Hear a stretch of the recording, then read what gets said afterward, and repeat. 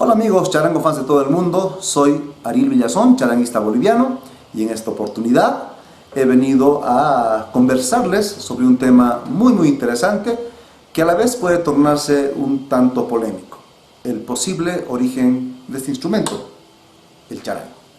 El primer punto importante es reconocer que no tenemos una investigación científica sobre el origen de prácticamente nada en nuestros países, países sudamericanos particularmente, con algunas excepciones. Creo que es un menester que deberían tener las autoridades, y pues muchas veces se llenan la boca de la palabra cultura y sin embargo en este tipo de aspectos poco o nada hacen para dar con estos orígenes que son importantes incluso para la propia propiedad intelectual de los pueblos. Ha habido mucha gente que ha investigado sobre el charango, sin embargo, para ser serios en el tema, me parece que todavía no se ha encontrado un camino científico, que es lo que yo sugeriría para dar con el origen de las cosas. Mucha gente conoce que me dedico aparte del tema musical a temas históricos, y pues por ejemplo en el campo de la egiptología y todos los temas que tienen que ver con la cultura antigua, hay muchos mecanismos que se utilizar paleógrafos, por ejemplo, dataciones de carbono 14, datación a niveles químicos, incluso de grandes, se puede decir, microscopios para ver datación de maderas, etc. Creo que no hay una investigación seria. No quiero desmerecer los esfuerzos de gente importante que pues ha investigado, obviamente de manera no científica y tal vez de forma empírica, y ha llegado a algunas conclusiones. He estado revisando en la web toda esta información y creo tener una conclusión un poco más acercada a la verdad, y por eso me he animado a hacer este video. Es muy importante diferenciar el mito de la investigación empírica y de una investigación científica. Voy a empezar por el mito. Hay un mito muy común que se escucha por todas partes. Es el famoso mito del indígena, o los indígenas que hicieron un charango por tratar de burlarse de los españoles, copiando a la guitarra en un armadillo, ¿no? Como es el cuento. Pero quiero que la gente sepa que el charango es un instrumento muy sofisticado. La persona que lo ha construido tuvo que ser alguien que interpretaba, un constructor que entendía de música, incluso de inversiones y muchos tipos de variables musicales. Y no pudo haber sido alguien empírico, alguien mucho menos que desconocía y ni sabía cómo tocar, ¿no? Eso primero que quede claro. El charango es el producto de gente que conoce de fabricación de instrumentos. Segundo, la investigación empírica hecha por algunas personas en Bolivia, Perú, tal vez otros países también, arrojan conclusiones con las cuales no estoy de acuerdo. La conclusión más común es de que el charango fue hecho en Potosí, fue inventado, se puede decir, y pues fue una especie de asimilación o copia relativamente de dos instrumentos que se mencionan incluso en las páginas de Wikipedia, como son la vihuela y la mandolina. Si no me equivoco, el propio Kabur va por esa línea, y otros también algunos escritores. Sin embargo, obviamente es muy fácil rebatir esa idea, ya que ustedes pueden buscar la afinación de una vihuela en la web, en cualquier lugar que ustedes quieran, y hay mucha gente que tiene vihuelas también que tocan los mariachis particularmente, o vihuelas antiguas. Se van a dar cuenta que poco o nada tiene que ver el charango con la vihuela. Así que sería la primera versión que yo descarto, con una observación también empírica, pero un poco más racional. La mandolina, sin embargo, sí tiene una similitud, y es importante que hagan notar el uso de cuerdas dobles y la similitud en dos cuerdas con el charango, que serían la cuerda la prima o la mi de abajo, cuerda la, el segundo orden, ¿no? Después difiere y se parece más a un violín, digamos, la mandolina. Sin embargo, creo tener un acercamiento más a la posible verdad, y les voy a contar un poco mi historia. En el año 1988, debido a mis viajes artísticos, llegué a pisar suelo español, y pues estuvimos en la zona de Tenerife acompañando con el grupo de esa época, con el grupo Antara, al ballet de Mario Leyes, al ballet oficial de Cochabamba, una gira con grupos españoles y de diferentes partes del mundo. En esa oportunidad pude conocer una comparsa de Islas Canarias que cantaban, bailaban y tocaban, y vi por primera vez un instrumento pequeñito que me sorprendí de la similitud con el charango. Este instrumento se llama timple de Islas Canarias, por si acaso no confundir con el tiple, que es un instrumento tipo guitarra colombiano.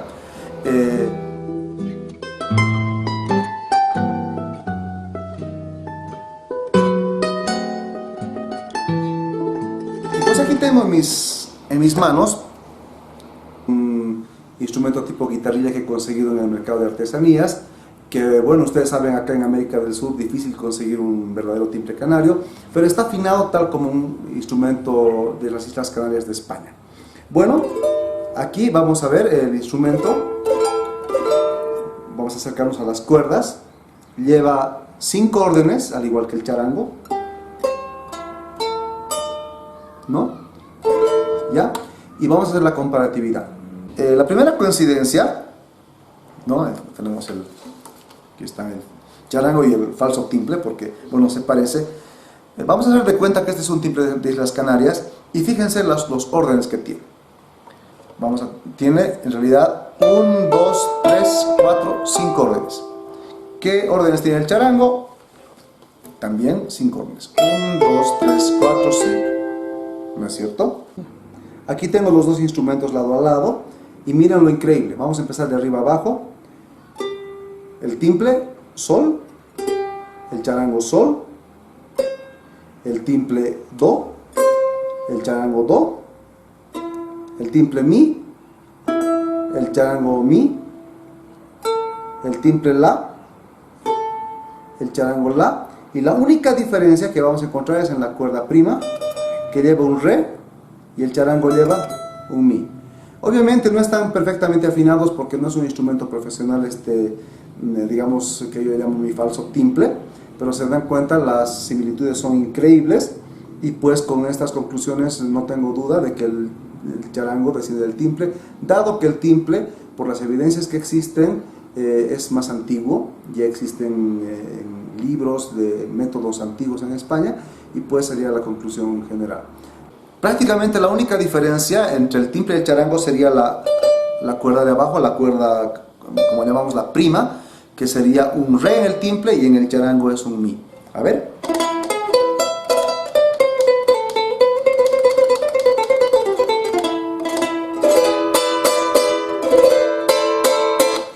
Como ven, estoy bastante convencido de que hay un instrumento más próximo al charango que los nombrados por otros investigadores como Cabur y bueno, algunos peruanos también, sobre que el charango desciende de la vihuela o algún tipo de guitarrilla barroca, incluso la mandolina.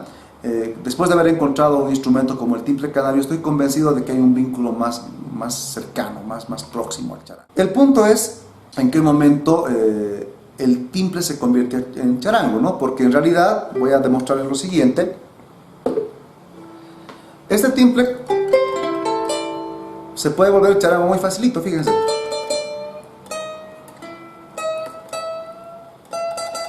Subiéndole la cuerda al timple canario un tono y creando este mi del medio que tenemos, la octava, que es digamos, el aporte más importante, llegamos a tener un charango.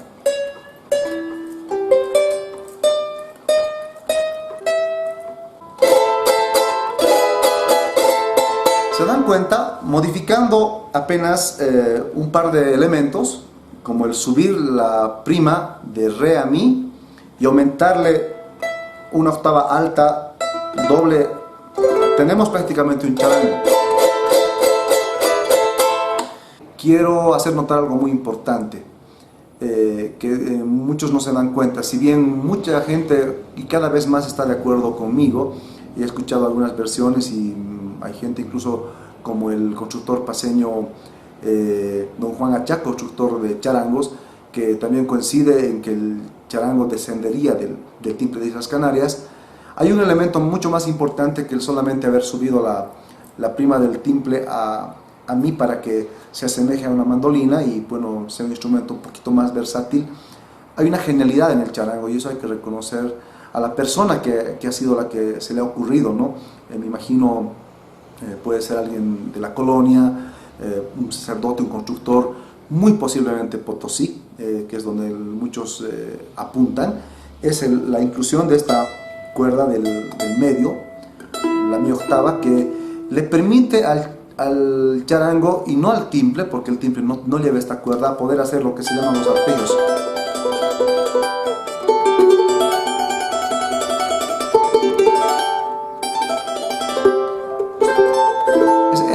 Esa magia que tiene el charango es algo muy rescatable y admirable además, así que ese elemento para mí es como se dice, aunque sea un granito de arena, pero tan importante que le da una personalidad al charango. El charango tiene que haber sido el producto de una mente sabia, de un músico muy destacado y que posiblemente tocaba el timple canario, como yo pienso, y en la mandolina. Porque en realidad, si ustedes se dan cuenta, los órdenes dobles de la mandolina y las dos cuerdas de abajo, que se parecen al violín, pienso que fueron la causa del por qué modificaron. Seguramente alguien tocaba y vio como una ventaja afinar la mi octava con la guitarra, ya que el violín también tiene la cuerda mi abajo y también la mandolina. Entonces creo que esa fue la razón por la que ese músico, ese constructor, llegó a hacer estas variantes sobre un instrumento como yo creo es el timple de Islas Canarias y llegar a nuestro instrumento que hoy es mi falso timple, que ahora se ha vuelto un charango. La pregunta es, ¿cuándo se dio este fenómeno? No lo sabemos con certeza, pero sí tenemos algunas certezas. Podemos asegurar que el charango es un instrumento que nació a partir de un instrumento europeo, muy posiblemente el timple, para mí personalmente con bastante seguridad, solo que no sabemos dónde y cuándo. El otro punto que podemos asegurar es que este instrumento tuvo que haber nacido prácticamente en solo dos lugares. Uno sería obviamente Bolivia, que es el mayor candidato por el nombre incluso, se ha encontrado documentación en Potosí, y seguramente estaría más cerca de ser la cuna del charango, aunque no desmerezco la posibilidad de que el instrumento a media evolución haya pasado por el Perú. Existen instrumentos muy parecidos a mi falso timple, que yo le llamo, porque incluso el charango ayacuchano tiene esta forma, ¿no es cierto? Y prácticamente va así, como ustedes pueden ver, en Ayacucho tenemos esta misma afinación, prácticamente estaría agarrando un charango ayacuchano en este momento, ¿no? Pero quiero aclarar lo siguiente, que es muy importante antes de culminar con este documental, que al menos el nombre de charango se ha gestado más en el lado boliviano, porque no hay evidencias que este instrumento en el Perú se haya llamado de ese modo por muchos años. Si ustedes encuentran textos antiguos peruanos, siempre ha llevado el nombre de chillador. Entonces, es importante que la gente sepa que viene de la llegada de muchos artistas bolivianos allá, que le han cambiado con el tiempo el nombre al chillador como charango. Sin embargo, es nomás una evidencia el hecho de las cuerdas simples que llevan el charango ayacuchano, de que hay un ancestro también que lo acerca al timple canario, ¿no? Y más bien, para mí, el hecho de que existe el charango ayacuchano es una forma de evidencia de lo que les estoy diciendo, porque todo tiene un orden y pues las conclusiones serían bastante claras. La verdad nunca ha sido un romance, sino siempre una relación conflictiva. Dice un etnomusicólogo peruano que se llama Julio Mendívil, con quien yo concuerdo muchas cosas. Este investigador ha tenido algunos conflictos ideológicos, ¿no?, con sus compatriotas, porque si bien no lo saben muchos bolivianos, en el Perú también existen teorías locales del origen del charango, y pues él ha sido muy claro y cree que los nacionalismos le perjudican a la búsqueda de la verdad. En ese sentido yo estoy totalmente de acuerdo con este señor llamado Julio Mendívil, que ustedes pueden ver también sus trabajos en En la web hay muy pocos, pero creo que va a ser muy satisfactorio. Y además sé también que a mucha gente más bien boliviana, sobre todo a esa gente que defiende el origen potosino, como el origen del charango, no le ha gustado seguramente todo lo que he dicho. Pero yo me mantengo en esta posición de que la verdad es lo más importante.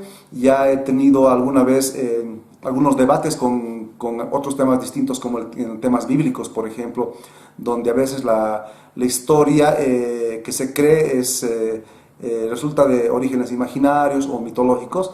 Y pues en ese afán creo que lo importante es llegar, como les dije nuevamente, a la verdad. Y pues si bien no pretendo obtener la verdad, quiero aportar con ideas para que algún día la ciencia, como les había dicho, trate de llegar a una verdad un poco más objetiva. Y pues para eso estamos toda esta gente, todo este movimiento de gente que quiere aportar al acervo cultural.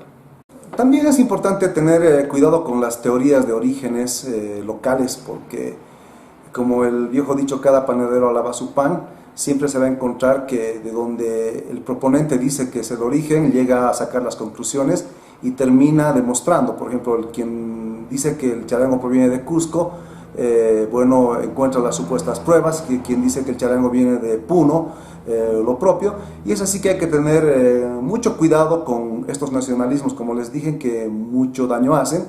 Y pues a futuro, a manera de despedirme, quiero anunciar que haré unos futuros cortos en adelante también. Estén atentos para que disfruten de otro tipo de investigaciones.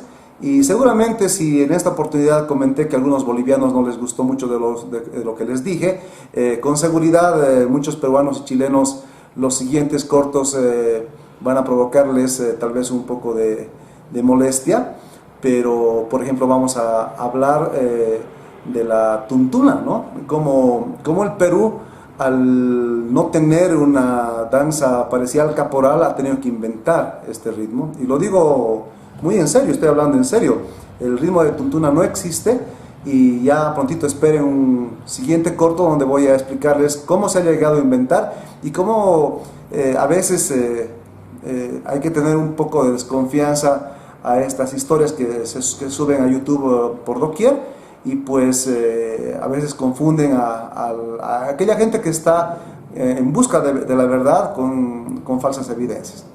Espero que estos